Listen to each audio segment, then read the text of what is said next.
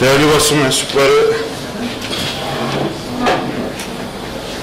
ne yazık ki Doğu Türkistan'da her zaman olduğu gibi yine büyük bir sıkıntıyla karşı karşıya kaldık. Bu nedenle bugün bir basın toplantısı yapıyoruz. Birçok yere çağrımız olacak. Şu anda masada Doğu Türkistan Vakfı, Doğu Türkistan Gençlik ve Kültür Derneği, Doğu Türkistan Göçmenler Derneği, Doğu Türkistan Sevgi ve Dayanışma Derneği, Doğu Türkistan Marif Derneği, TGTF, TKDF, İDSV ve SDP, ayrıca Mazlumder ve İHA olarak bulunuyoruz. İMHA da şu anda masada. İlk konuşmayı Doğu Türkistan Marif Derneği Başkanı Hidayet Bey'e veriyoruz. Buyurun. Değerli basın mensupları, 26 Haziran Çarşamba günü 26 Haziran Çarşamba günü sabah saatlerinde Doğu Türkistan'ın kadın tarihi şehri Turfan'da bir grup Uygur genciyle işgalci Çin güvenlik güçleri arasında şiddetli çatışma olayı yaşandı. Olayda ondan fazla Doğu Türkistanlı gencimizin şehit edildiği haberi geldi ilk günlerde. Turfan'da yaşanan olayın aslı şudur.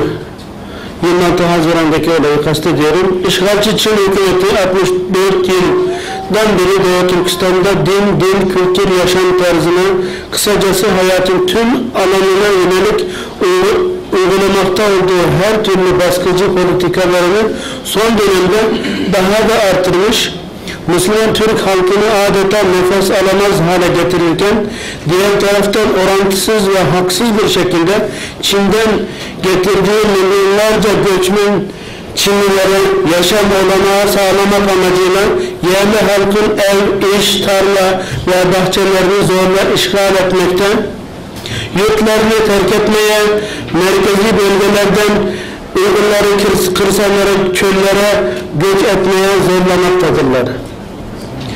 Yerli halk bu baskıcı politikalara karşı elinden geldiği kadarıyla haklarını savunmaya, haksızlığı dile getirmeye çalışmakta. Ama Çin hükümetinin haksız politikalarına karşı söylenen bir çift laf bile terör girişimi olarak nitelendirilmektedir. Son olarak Turfan'da yaşanan olayda bu sebepten vuku bulmuş. Daha birkaç gün öncesi birçok gencin haksız tutuklanmasını, ev ve bahçelerinin zorla ellerinden alınıp iş makineleriyle yerle bir edilmesine karşı çıkan bu haksızlığın durdurulmasını talep eden bir grup Uygur genci yerel hükümet binası önünde toplanmıştır. Ama birkaç Uygur Türk'ünün bir araya gelmesinden her zaman tedirgin olan Çin güvenlik güçleri yine telaşa kapılarak ellerinde hiçbir alet olmayan kalabalığa ateş etmiştir. İlk günde Çin medyası olay yerinde 27 kişinin öldüğünü duyurdu ve sonradan ölenlerin sayısının 46 olduğu öğrenildi. Olay kanlı bastırıldıktan sonra Turfan genelinde helikopter ve uçak destekli arama operasyonları başlatmış ve birçok Uygur genci suçsuz yere gözaltına alınmıştır. Turfan olayından ilk gün sonra, yani Cuma günü Turfan'da yaşanan haksızlığa tepkilerini göstermek isteyen 400'e yakın Hoten halkı Cuma namazı çıkışında bir yürüyüş düzenlemiş, şehir merkezine doğru giderken yine Çin güvenlik güçlerinin silahlı saldırısına uğramıştır. Açılan ateşte 26 kişinin şehit olduğu gelen bilgiler arasındadır. Şahitlere göre canlarını kurtarıp kaçanlar için polis telsizlerinde hiç kimse elinizden canlı olarak kaçmasın, kurtulurlarsa başınıza dert olur anonsu geçildiği duyulmuştur. Hotem'de yapılan bu katliamdan hemen sonra Çin medyası olayı dünyaya ellerinde bıçak ve kesici aletler olan motosikletli aşırı dinci gruba müdahale edildi şeklinde duyurdu. Olay sonrası Çin hükümeti vilayet genelinde telefon, internet erişimi ve şehir giriş çıkışları tamamen kapattığı için olayda ölen ve yaralananlarla ilgili sağlam bilgi almak mümkün olmamaktadır. Onun hemen akabinde Doğu Türkistan'ın başkenti Ürümçi'de yine benzeri bir çatışma olayı yaşanmış. Ama bu olayla ilgili de şu anda net bir bilgi 5 Temmuz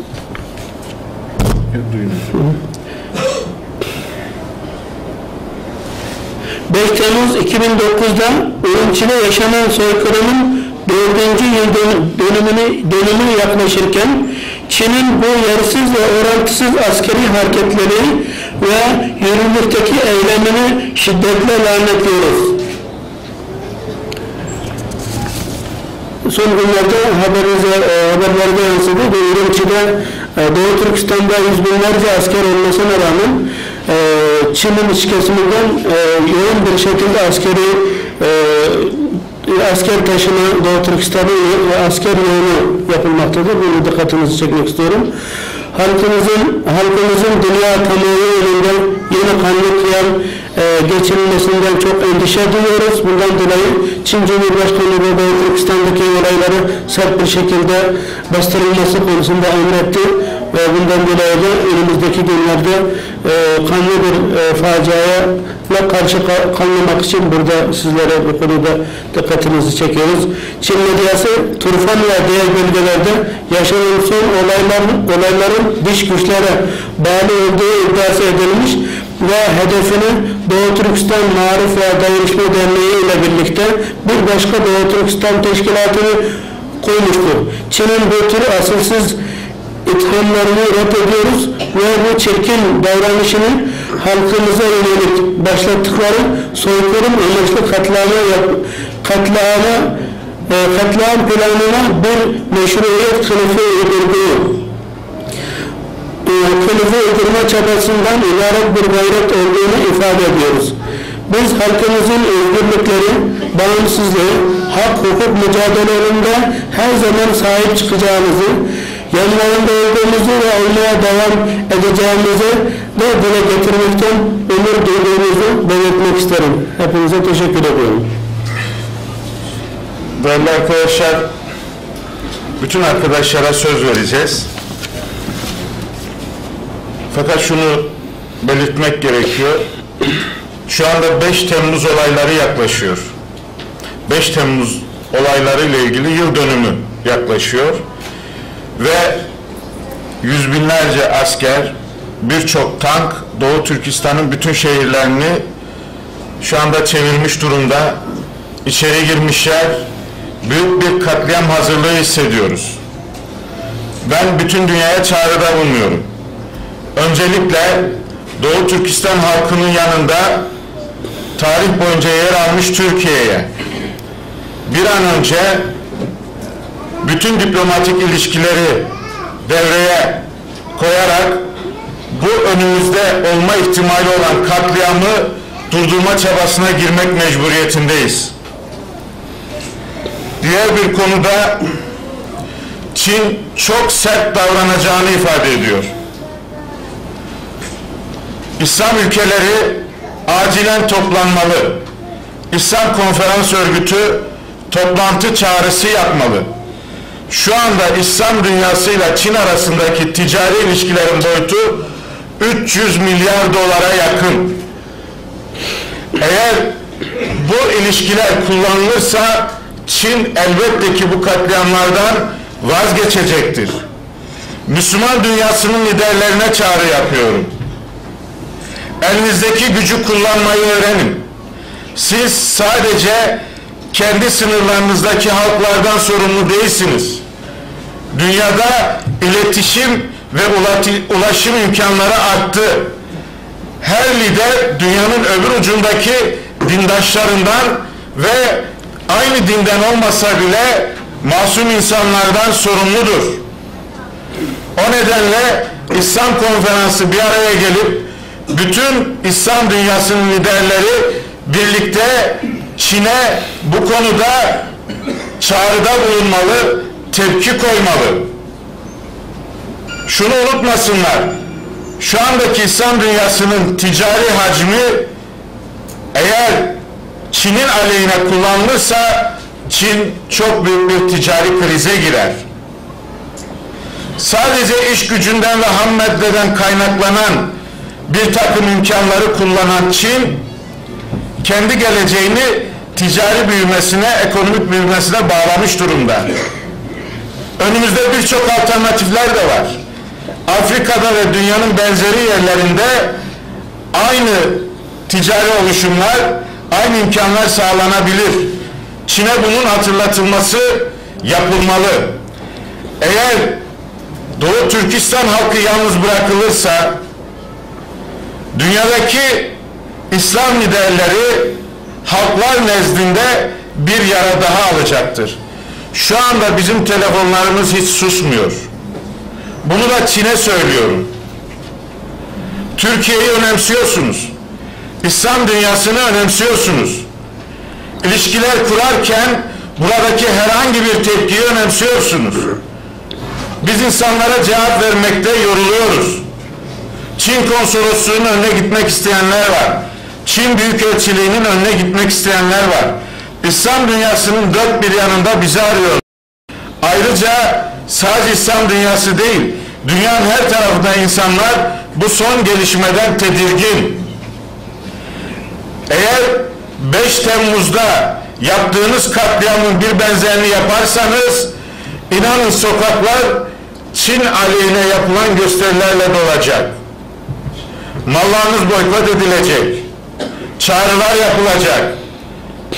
O nedenle Çin'e buradan daha temkinli olması gerektiğini hatırlatıyoruz. Doğu Türkistan halkının yalnız olmadığını bilin. Bu mazlumiyetle ilgili bir şeydir. Sadece Doğu Türkistan değil, dünyada nerede mazlum varsa onlar yalnız değildir. Dünya liderlerine de çağrıda bulunuyorum. Uluslararası kuruluşlara, her şeyinizi siyasi dengeye ve ekonomik yapıya göre endeksliyorsunuz. Eğer Çin'in yapacağı bu katliama sessiz kalırsanız, dünya halkları bugün nasıl sokaklardaysa daha çok sokaklara çıkacak. Dünyayı kaosa götüren işlerden biri olur. Dikkat edin, her tarafta insanlar sokakta hak arıyor. Yanlış doğru, insanlar sokaklarda. Eğer siz bu katliamlar yapıldığı müddetçe ses çıkarmazsanız, zannetmeyin ki o mazlum halk sadece bu acıları çekecek. Sizin saraylarınız, sizin 5 yıldızlı otelleriniz, sizin büyük binalarınız da aynı acıyla karşılaşacak. Her taraflarınız kuşatılacak. Eğer Doğu Türkistan'daki kuşatma devam ederse, bütün Batı'nın başkentleri de kuşatılacak. Önce vicdanlar kuşatılacak. Zihinler kuşatılacak. Sonra da sokaklar kuşatılacak. Bu öyle çabuk geçirilecek bir hadise değil.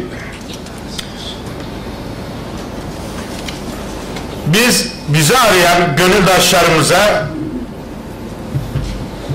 Çin'in bu katliamı yapmayacağı müjdesini vermek isteriz.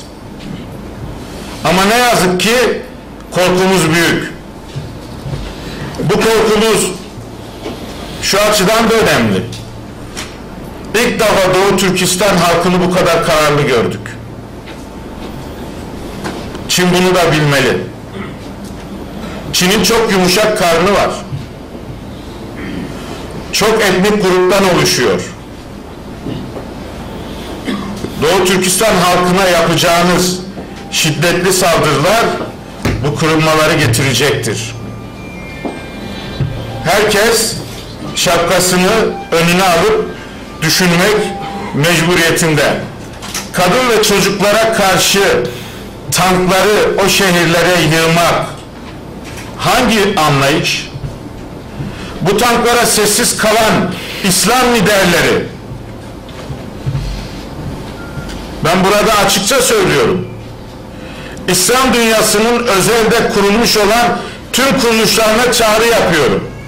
Şemsiye kuruluşlarına, uluslararası örgütlere, sizin göreviniz bir yerde bir sorun olmadan önce onu hissedip tedbir almak değil mi? Yoksa sizin göreviniz katliam olduktan sonra birkaç kelimeyle bir makale kaleme alıp ondan sonra raporlar hazırlamak mı? O bütün büyük kuruluşları bir akademisyenin yaptığı bir şeye mi hapsediyorsunuz? Bütün üniversitelerimizdeki akademisyenler bu raporları hazırlıyor. Eğer siz de sadece rapor hazırlayacaksanız o uluslararası kuruluşları niçin kurdunuz? Niçin bu kadar masraf ediyorsunuz?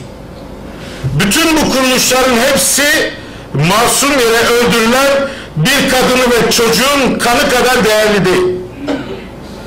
Herkes görevini bilecek. Siyasi denge, ekonomik kaygı, gelecek kaygısı, bunları düşünüyorsanız hiç kimse o kuruluşlarda yer almayacak. Görev yapmayacak. Şimdi İslam Konferans Örgütü'ne çağrıda bulunuyorum. Arap Ligi'ne çağrıda bulunuyorum. Arap dünyasında bir şey olduğu zaman biz de bütün İslam dünyasını ve dünyayı harekete geçiriyoruz. Bütün Türk dünyasını, bütün Avrupa'yı harekete geçiriyoruz Orta Doğu'daki bu katliamlara karşı durmak için. Şimdi imtihanınızı siz de veriyorsunuz ey Arap Ligi. Doğu Türkistan için ne yapacaksınız göreceğiz. Buradaki siyasi partilere sesleniyorum. Yıllarca Doğu Türkistan'dan veya başka yerden hep beraber bilgiler aldık ve paylaştık. Hareketlerimizi bunlar üzerine kuran oluşumlar var. Şu ana kadar niye ses çıkarmıyoruz? Bakın bir katliam geliyor. Adamlar tanklarını yığmış. Niye sokaklara inmiyorsunuz? Niye ses çıkarmıyorsunuz? Herkesi daha samimi ve dürüst olmaya davet ediyorum. Ve şunu bir kez daha söyleyeyim. Biz insanlarımızı artık tutamıyoruz. Sokaklara çıkmak isteyenleri tutamıyoruz. Elçiliğin, konsolosluğun önüne gitmek isteyenleri tutamıyoruz. Dünyanın her tarafında protestolar yapılmak isteniyor. O nedenle sakın ha 5 Temmuz gibi bir şey daha yaşatmayın bu dünya halklarına. Çünkü Doğu Türkistan'da vurulan çocuk dünyanın herhangi bir yerinde vurulan çocuktur. Doğu Türkistan'da öldürülen bir kadın İstanbul'da öldürülmüştür. Bağdat'ta öldürülmüştür. Şam'da öldürülmüştür. Kahire'de öldürülmüştür. Paris'te öldürülmüştür. Dünyanın her tarafında öldürülmüştür. Taşkent'te öldürülmüştür. Bakü'de öldürülmüştür. Dünya eski dünya değil. Yaptığımız her şey biliniyor. Ve bunun karşılığı da olur. Hepinize çok teşekkür ediyorum. Şimdi Doğu Türkistan Vakfı Genel Sekreteri Doktor Ömer Bey'e sözü veriyorum.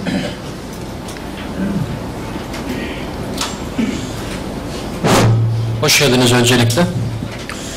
Bugün burada güzel şeyler söylemek isterim ama maalesef aynesi içtir kişinin lafa bakılmaz diye bir söz var bizde. Doğu Türkistan'da son Çin işgali 1949. 2013 tarihine geldik. Yüzlerce kıyam oldu Doğu Türkistan'da ve bunlar kalleşçe bastırıldı. 5 Temmuz 2009 olayları resmi Çin kaynaklarına göre 189 kişi hayatını kaybetti bu olaylarda. Doğu Türkistan'ın merhum efsanevi lideri İsa Yusuf Alptekin der ki, Çinli bir derse siz onu 10'la çarpın. Ve oradan öğrendiğimiz o dönemki olaylarda 2000'in üzerinde katledilen insan vardı. Bugün resmi Çin kaynakları Hidayet Bey anlattı olayı. İşte 46 kişi olarak söylüyor ama bizim öğrendiğimiz kadarıyla şu ana kadar 5 Temmuz gelmeden önce 1000'e yakın ölü var Doğu Türkistan'da. Çinli bunu yapmaya yine devam edecektir. Ama takip ettiğimiz ve üzüldüğümüz bir şey var. Çinli yapmış olduğuna mazeret bulabilmek gayesiyle şimdi bir dünyada bir teşkilatımızı, onun yanında bir başka teşkilatımızı da bu işleri yapmakla, Doğu Türkistan'da terör estirmekle itham etti. Ben şunu söylemek istiyorum. İnandığımız din bize der ki bir insanın hayatına katletmek, bütün insanlığa katletmek gibidir. Hür Doğu Türkistanlılar, hür dünyada bunun mücadelesini verenler, Doğu Türkistan'da insanlar ölmesin diye, insanca yaşasın diye mücadele ediyorlar. İnsanları katletmek için değil. Biz Doğu Türkistanlıların ölmemesi, insanca yaşaması için mücadele ederken, bir başka insanın hayatına katletmenin, bütün insanlığa katletmek olduğuna inanan bir dinin temsilcileri olarak bu işin bir an önce durmasını arzu ediyoruz. Çin, akla hayale gelmedik zulümler yapmakta ve yapmış olduğu her zulme bir kılıf aramakta, bulmakta ve bunu uluslararası arenada yaptıklarına bahane olarak ortaya koymakta ve Doğu Türkistan'da 1949'dan bu yana bir soykırım gerçekleştirmektedir. Bir şey daha dikkatinizi çekerek fazla uzatmayacağım çünkü gerekli şeyler söylendi. Altına imza atıyoruz. Bugün 1955 yılında özerk bölge ilan edilen Uygur Özerk Bölgesi'nin başkenti Urumçi'de yaşayan nüfusun sadece %10'u Doğu Türkistanlı. Çinli sistematik bu işi yapıyor. Özerk bir bölgeniz var. İçi boş bir ifade bu. 10 senedir yazıyoruz, söylüyoruz. Ama Çinli asimilesini bu şekilde yapıyor. Bugün %90 oranında Çinli yerleştirilmiş vaziyette Urumçi. Burası bittikten sonra sırayla tarihi kadim Türk Doğu Türkistan'da diğer şehirlere sıranın geleceğini buradan belirtmek istiyorum. Ve birçok toplantımda yazdıklarımda bunu da ifade ettim. Batı'dan ve diğer dünyadan çok da ümidim yok. Ama gördüğüm maalesef onlar bizden bu meselede daha hassaslar. Birleşmiş Milletler'in bu konuda bir çözüm üretmeyeceğini, üretemeyeceğini biliyorum.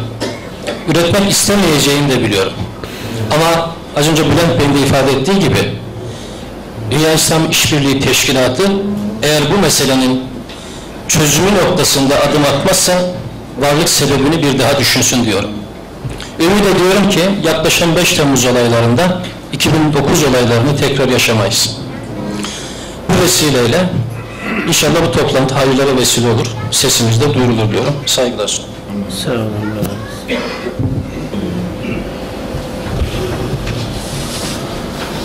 Saygıdeğer basın mensupları ve kıymetli hazirun, Doğu Türkistan'da 3 çeyrek asırdır devam eden zulümlere son 10 günde maalesef yeni halkalar eklendi ve sayısını bile net olarak bilemediğimiz miktarda kardeşlerimiz şehit edildi.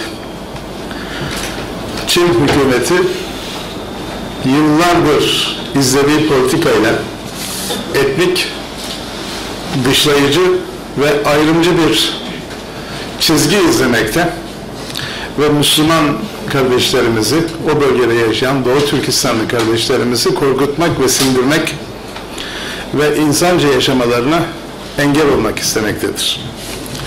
Başta Türkiye olmak üzere bütün İslam ülkeleri bu haksız ve hukuksuz uygulamalara sessiz kalmamalı, gereken tepkiyi bütün mekanizmaları mutlaka göstermelidir. İnsan hakları konusunda şahin kesilen batılı güç odaklarına da biz burada maalesef bir kez daha teessüflerimizi iletiyoruz. Gerekli tepkiyi göstermedikleri için ve Birleşmiş Milletler başta olmak üzere Avrupa Güvenlik İşbirliği Teşkilatı'na tabii ki İslam İşbirliği Teşkilatı'na biz burada uyarıcı bir basın toplantısıyla ikazda bulunmak istiyoruz.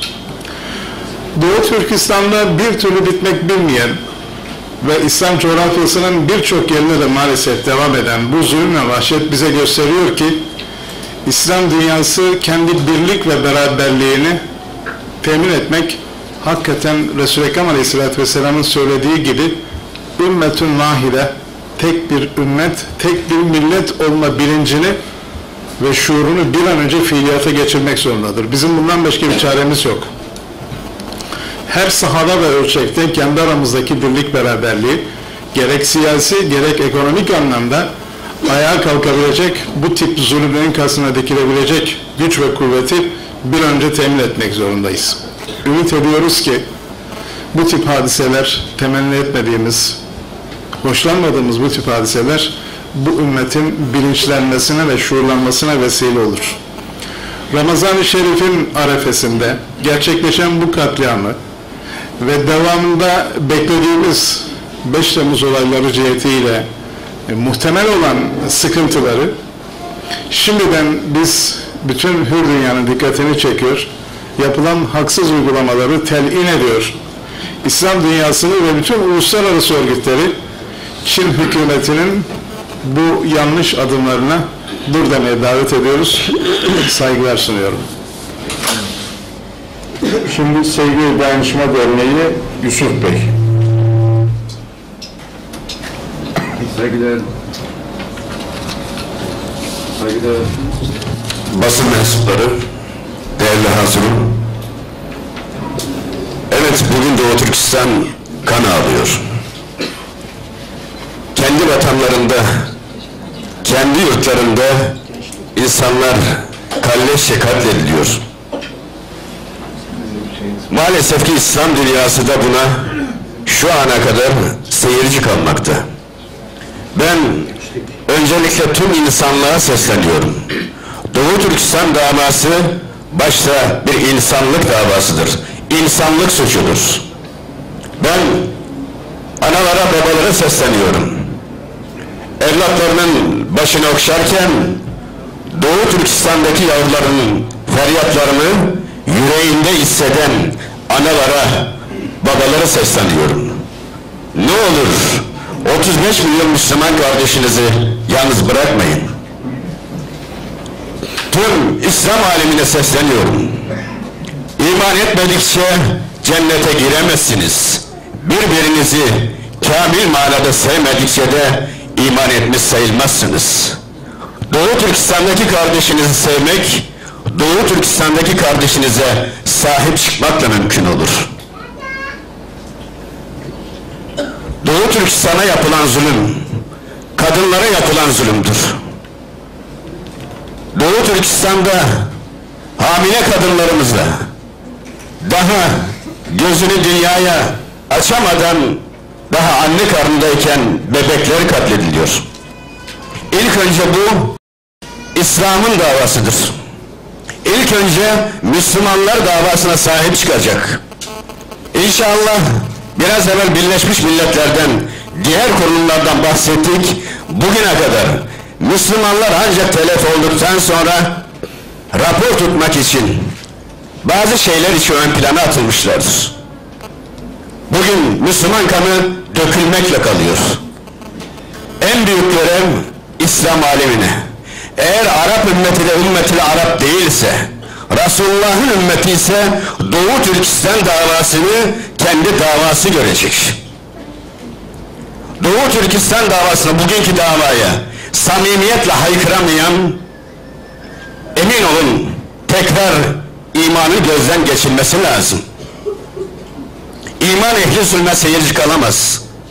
Ben buradan bir Türk kamuoyuna sesleniyorum. Sizler asırlar boyu dünyanın dört bir yanına adaleti, huzuru, kardeşliği götürmüş, nerede bir zulüm varsa o zalime doğru akın eden yüce bir milletin evlatlarısınız. Evet, bugün zalimin karşısında dik durma günü Doğu Türkistan'dır. İnşallah 6 Temmuz'da tüm Türk kamuoyunu Çin Konsolosluğu'nun önüne bizlerle beraber olmayı davet ediyorum. Hepinize Allah razı olsun. Sağ olun. Sağ olun. Ali Kurt Bey, İDSB İslam Dünyası Sivil Toplum Kuruluşları Birliği. Şimdi sözü TGTV'ye. Peki, Uluslararası Hukukçular Birliği ve TGTV Necati abiye veriyoruz. Selamünaleyküm.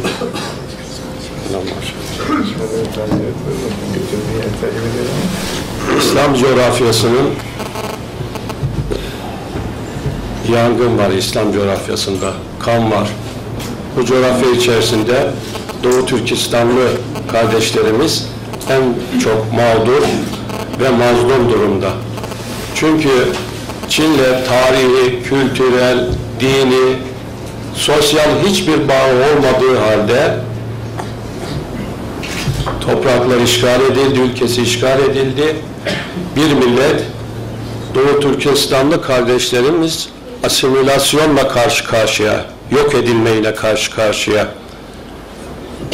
Ve bu yok edilme karşısında kuşların, balinaların hayatından bahseden dünya, orada insanlar katledilirken seyrediyor. Bu da gösteriyor ki oradaki insanların sırf Müslüman olduğu için,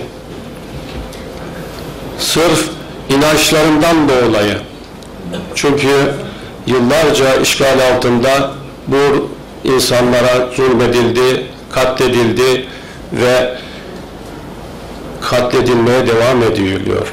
Bu sebeple bu dava ümmetin davasıdır. Biraz evvel bahsedildiği gibi bizim davamızdır.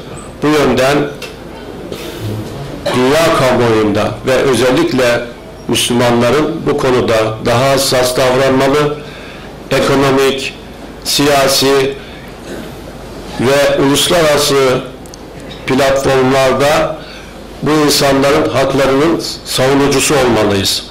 Teşekkür ediyorum. Şimdi Gençlik ve Kültür Derneği.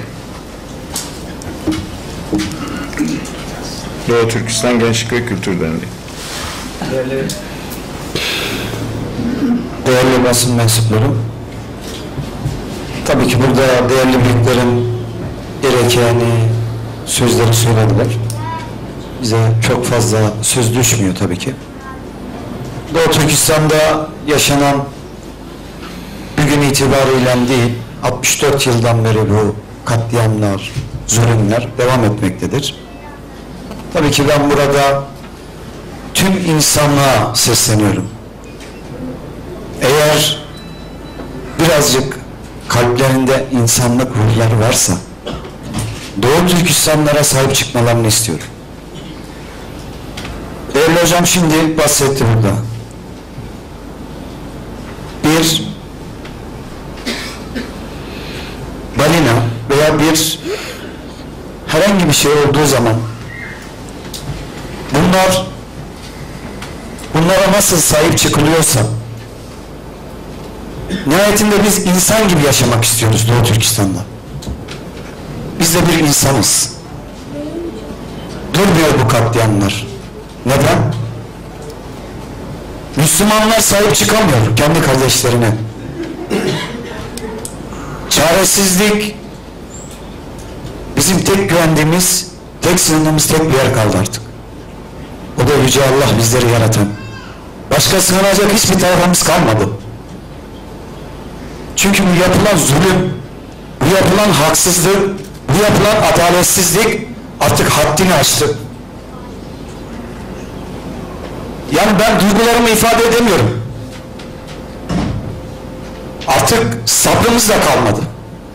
Sabır etmek zorundayız. Allah'a sığınıyoruz. Allah'tan başka sığınacak da kimsemiz kalmadı bizim. Onun için ben sesleniyorum tüm insanlığa. Doğu Türkistan meselesine sahip çıksınlar. İnsanlık namına sahip çıksınlar.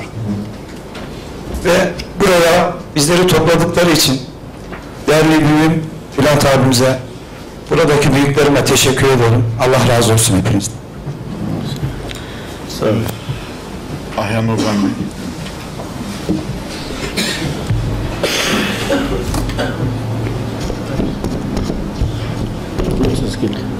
kıymetli arkadaşlar, hepinizi saygıyla selamlıyorum.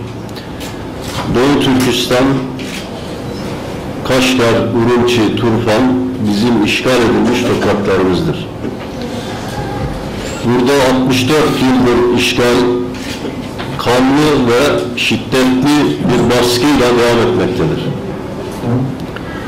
Çin hükümeti Doğu Türkistan topraklarını işgal ettiğinden bu tarafa sistematik bir şekilde etnik ayrımcılık, inanç özgürlüklerine yönelik baskı ve asimilasyon politikaları sistematik bir şekilde sürdürerek Uygurları bölgeden göç etmeye,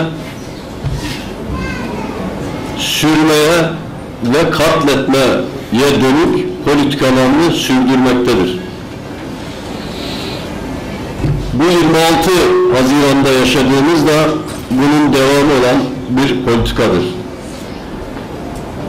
Başta Çin hükümetini bu politikalarından dolayı ve burada işgali sürdürdüğünden dolayı işgal ettiği topraklardan çekilmediği için kınıyoruz, protesto ediyoruz. Güce dayalı, kuvvetlinin haklı olduğu uluslararası sistemi ve uluslararası sistemin ürettiği kuruluşları bu zulümlere ve bu haksızlıklara ses çıkarmadıklarından dolayı kınıyoruz, protesto ediyoruz.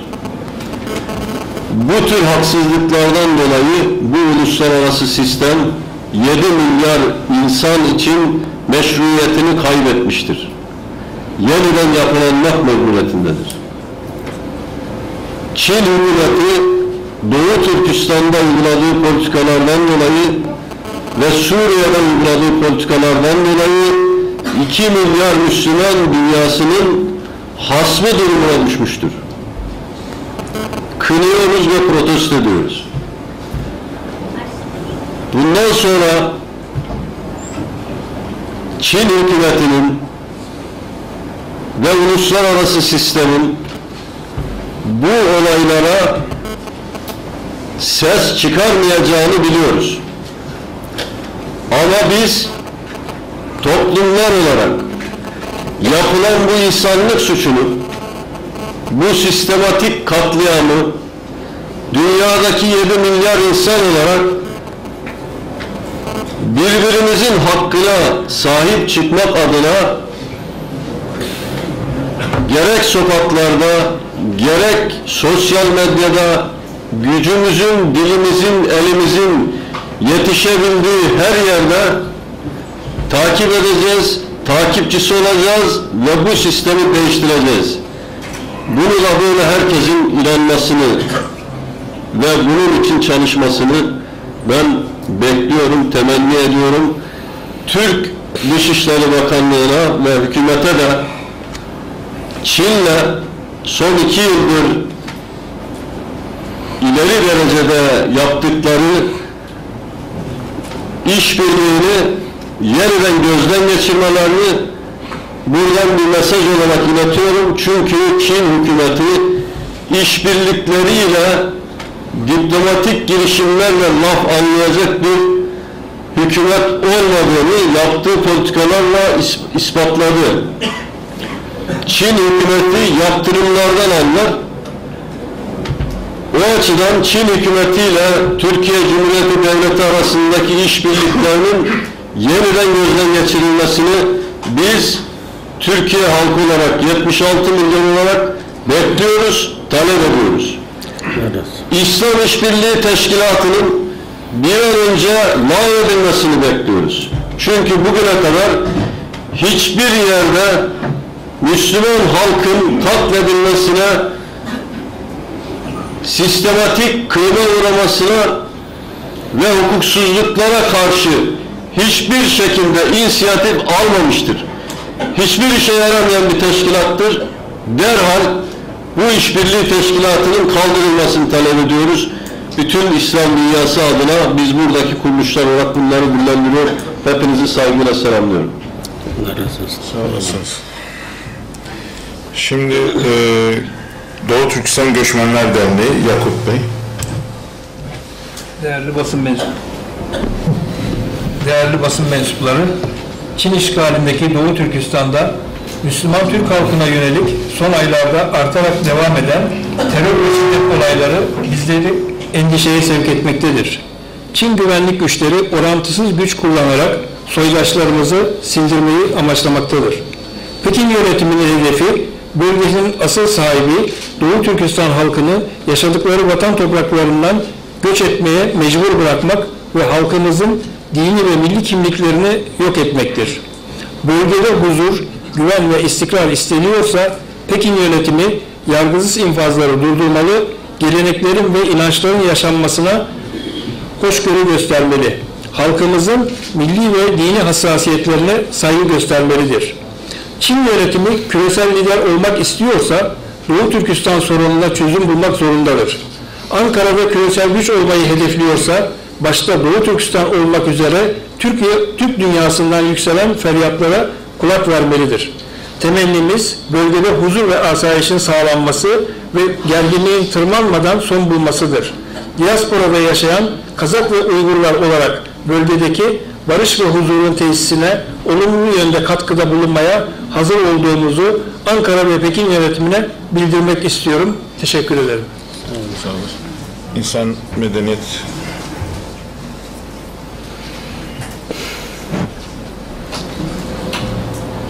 Saygıdeğer basın mensupları ve hazırın, dünya üzerinde birçok diktatöre destek vermesiyle tanınan, hatta yanı başımızdaki Suriye'de binlerce insanın katledilmesine zımnen yardımcı olan Çin devleti, yıllardır Doğu Türkistan'da Müslüman Uygur Türklerine sistematik bir şekilde soykırım uygulamaktadır. Bölgeden gelen haberler gerçekten çok ürkütücü. Askeri hareketliliğin bir katliam habercisi olduğunu düşünüyoruz. Bundan dolayı da çok tedirginiz. Bu konuda Çin'in Doğu Türkistan'daki işgalci politikalarıyla ilgili şeffaflıktan uzak tavrı dolayısıyla Çinli yetkililerin açıklamalarını her zaman siyasi asparagas olarak göreceğiz. Biz bu tavrı 2009'da Urumçi'de Uygurların varlıklarını sürdürme mücadelesine verdiği cevap niteliğindeki katliamdan ve bu katliamları saptırmalarından ve örtbas etmelerinden biliyoruz. Bugün de 18 Haziran'da başlayan olaylarda Uygur halkını katledip aynı tavrı yine aynı şekilde sergilemektedir.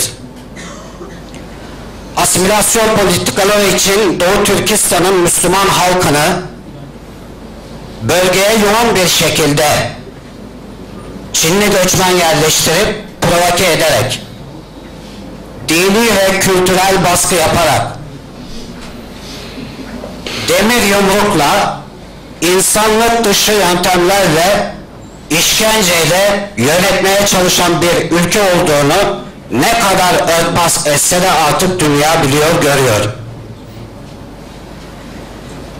Tecavüz edilip öldürülen 8 yaşındaki kız çocuğunun hangi günahtan öldürüldü diye hakkını arayan ve soran insanları ortadan kaybeden ve pervasızca katleden Çin'in Doğu Türkistan'da yaptığı soykırımı bütün yüreğimizle kınıyoruz ve lanetliyoruz. İslami teşkilatları, İslam dünyasını, uluslararası tüm kuruluşları kendi yöntemlerince tepki vermeye, bu katliamı durdurmaya davet ediyoruz. Dua niteliğinde de şu sözlerime şöyle son vermek isterim. Dünyanın çeşitli ülkelerinde, üzerlerinde oyunlar oynanan, emperyal politikalara kurban edilen ve neticesinde de ızdırap çeken tüm Müslümanların özgürlük ortamında ferah ermesi için Rabbimize dua ediyoruz. Teşekkür ederim. Sağ olasınız. Evet, Mazlumler'den Ramazan Bey.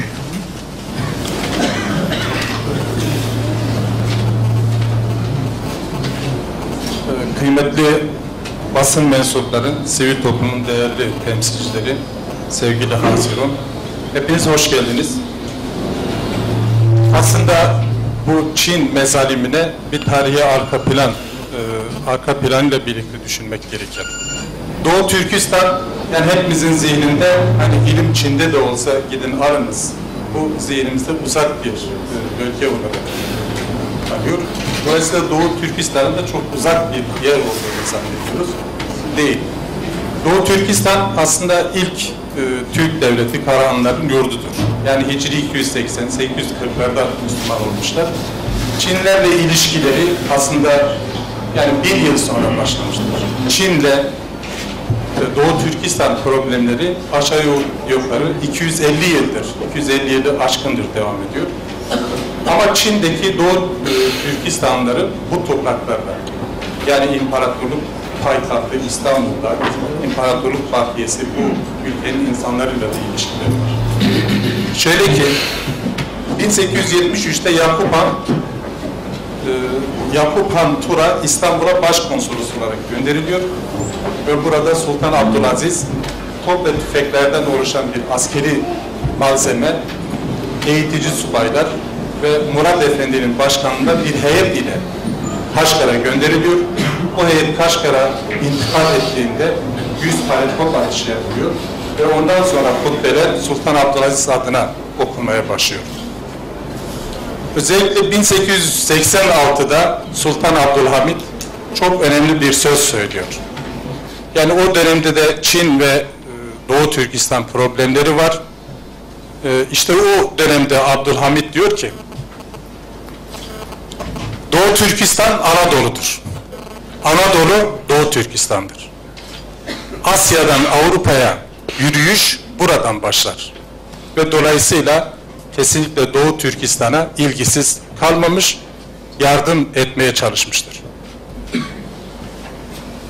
Özellikle 1947'de Ahmet Can Kasimi ve onun önderliğinde Mustafa Sabri Baykoz, İsa Yusuf Altekin önderliğinde bir mahalli devlet kuruluyor ve bu mahalli devletin yöneticileri 27 Ağustos 1949'da Almatı'dan Pekin'e giden bir uçağın içindeyken uçakla birlikte bu önderler kaybettiriliyor. Yok, akıbeti yok. Ve 20 Ekim 1949'da da Çin resmen Doğu Türkistan'ı ilhak ettiğini ilan ediyor. Ve 64 yıldır bu mezalim daha yoğun bir şekilde devam ediyor. Her ne kadar orada Doğu Türkistanların nüfusunun 35-40 milyon olduğu söyleniyorsa da bu Çin'in şeyleridir. Kesinlikle bu doğru değildir. Çünkü Çin nüfusu doğru olarak vermek istemiyor. Özellikle Sovyetlerin çöküşünden sonra Türkiye Cumhuriyetlerinin ortaya çıkmasıyla birlikte Çin ciddi bir şekilde endişeye kapılmış. Onun için Doğu Türkistan halkına politik, psikolojik, ideolojik baskılarını daha şiddetli bir şekilde arttırmıştır.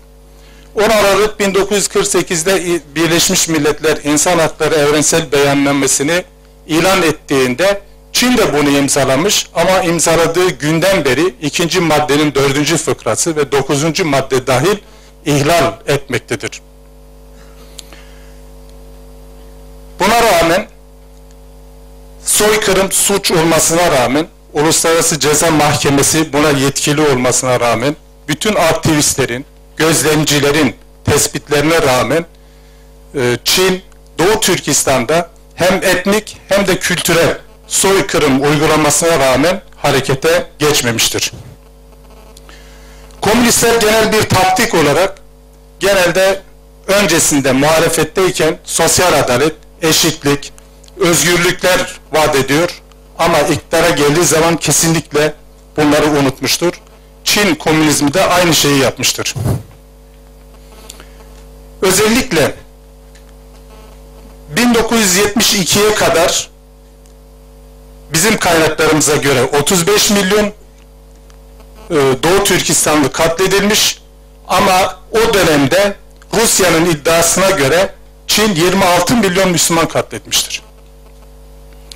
1953 yılında Müslüman nüfus %75, Çin nüfusu %6 iken 1990 yılında Çin nüfusu %53, Müslüman nüfusu %40 olmuştur. Toparlayayım ben. Tamam, peki. Özellikle Uygur dili yasaklanmıştır. Doğu Türkistan aynı zamanda bir maden deposudur. Kömür rezervlerinin 1/3 oradadır. 8 milyar ton petrol rezervi vardır. Ama ne yaz her yıl 10 milyonu Çin'e götürüp işlenmektedir. Bu petrol bölgelerinde çalışan nüfusun %99'u Çinlidir. Geri kalanı ancak Doğu Türkistanlıdır. Mesela Çin yurt dışına öğrenci gönderdiği zaman 1988'deki bir istatistikte 32 bin öğrenci göndermiş yurt dışına. Bunların o 22'si Çinli değildir. Sadece bir tanesi Türktür. Çin Komünist Partisi burada özellikle mecburi kürtaj yasasını uygulamaktadır. Sağlık konusunda gerçekten çok büyük haksızlıklar vardır. Bu Doğu Türkistan bölgesinde Çinlilerin %95'i ücretsiz sağlıktan istifade ederken Doğu Türkistanların ancak %12'si ücretsiz istifade etmekte, geri kalanı ise ücretli ancak istifade edebilmektedir. Yönetsel haklar tamamen engellenmiştir. Otonom bölgesi şeklindeki sözler kesinlikle kağıt üstünde kalmıştır. Ulusal ve yerel basında eğer burada bir haber yayınlanacaksa kesinlikle Pekin'e bağlı basın bürosu onaylamadan yayınlanmamaktadır. Özellikle fuhuş, alkol ve uyuşturucu özellikle yaygınlaştırılmaktadır. 10 binlerce Türk kızları buralarda çalıştırılmaktadır.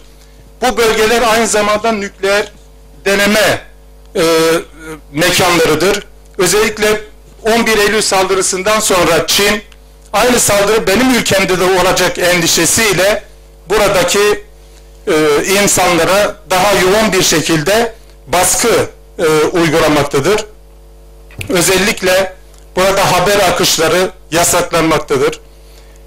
Aynı zamanda genel asayiş adı altında hiçbir sebepsiz ve gereksiz yerde kimlik kontrolü yapabilmekte, insanları rahat bir şekilde tutuklayabilmektedir. Suçun ağırı ve hafifi olmaz diye tutukladığı insanları keyfi olarak idama mahkum etmekte, hemen hiçbir temize başvurmadan onları idam suçunu da infaz etmektedir. Kitaplar, süreli yayınlar, özellikle bu bölgeye ait olan bütün kültürel eserler ayıklanmakta ve yakılmaktadır. Bu bütün yani dünyanın raporları, bunlarla ilgili raporları var. Sonuç olarak yani Birleşmiş Milletler'in bir üyesi olan Çin'in bugün Suriye'de de olduğu gibi aynı mezalimi sürdürmekte ve Doğu Türkistan'ın mezalimi sürdürmektedir. Maalesef kapitalist ve sosyalist blokun uydusu durumunda olan Müslüman ülkeler, bunların kurdukları örgütler de sadece bu olayı izlemektedir. Burada katılımcı arkadaşlarımızın bütün çağrılarına yürekten katılıyorum. Özellikle imparatorluğun bakiyesi olan Türkiye'nin bu işte daha ciddi bir şekilde sorumluluk üstlenmesi gerekiyor. Bu konuda ümmeti ayağa kaldırması gerekiyor. Muhtemel olabilecek katliamlara karşı şimdiden tedbir alınması gerekiyor ve uyarıların yapılması gerekiyor. Eğer bütün bunlar kör ve sağır kesilmişse o zaman bu mazlumların, bu mağdurların feryadını, şikayetini öncelikle Rabbimize, daha sonra bütün insanlığın ve özellikle de ümmetin vicdanını havale ediyoruz. Saygılar sunuyorum. Çok teşekkür ediyoruz. Basın toplantımız bitmiştir. Son olarak şu cümleyi söyleyeyim. Hepimiz, buraya gelen STK'lar ve gelmeyenler, şu anda Çin'in Doğu Türkistan'da yapacağı her şeyi gözetliyoruz, takip ediyoruz ve buna göre de İslam dünyasında ve bütün dünyada pozisyonumuzu alacağımızı bir kez daha hatırlatıyoruz. Özellikle Çin'e. Çok teşekkür ediyorum. Sağ olasınız.